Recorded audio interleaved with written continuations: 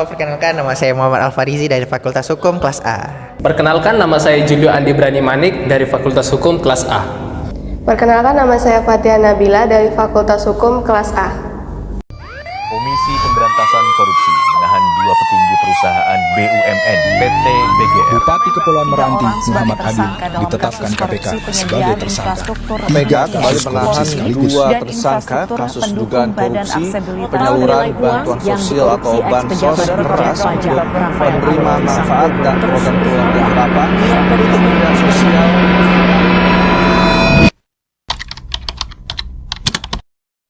Hukum pidana adalah cabang ilmu hukum yang mengatur tindakan-tindakan yang dianggap sebagai kejahatan atau pelanggaran hukum, serta menetapkan hukuman atau sanksi yang diberikan kepada pelaku kejahatan.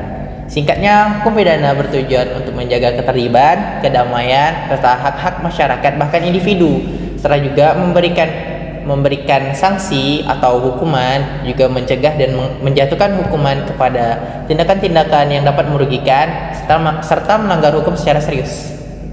Tapi hukum pidana bukannya dibagi 2 lagi ya? Apa itu? Setahu aku ada hukum material sama hukum formil sih. Kalau hukum material aku tahu. Hukum material itu hukum yang menentukan hak dan kewajiban orang-orang dalam suatu masyarakat. Hukum material ini isinya itu apa aja yang boleh dan tidak boleh dilakukan, serta pelanggaran untuk konsekuensi untuk yang melanggar. Nah, kalau hukum formil aku kurang tahu sih.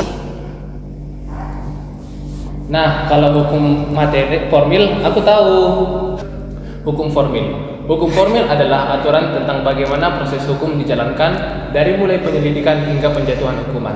Ini mencakup tata cara penyelesaian perkara di pengadilan, seperti prosedur mengajukan gugatan, pembuktian, dan penetapan saksi. Hukum formil menjamin bahwa semua orang diperlakukan adil selama proses hukum berlangsung.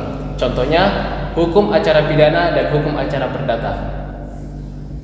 Kayaknya udah mau jam pulang gak sih guys? Kayaknya udah waktunya pulang deh. Aku juga udah dihubungi sama orang tua suruh pulang. Gimana kalau kita pulang? Ayo. Boleh, mari kita mulai. Ya.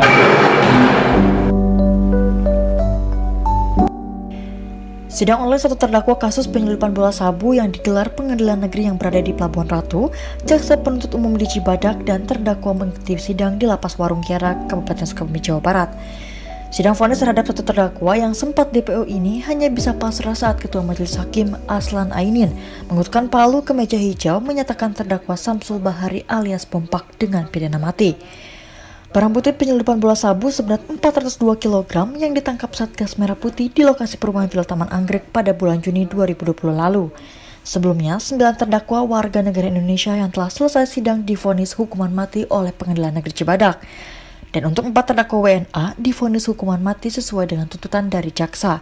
Dan 1 terdakwa dituntut 5 tahun penjara dengan tindak pidana pencucian uang.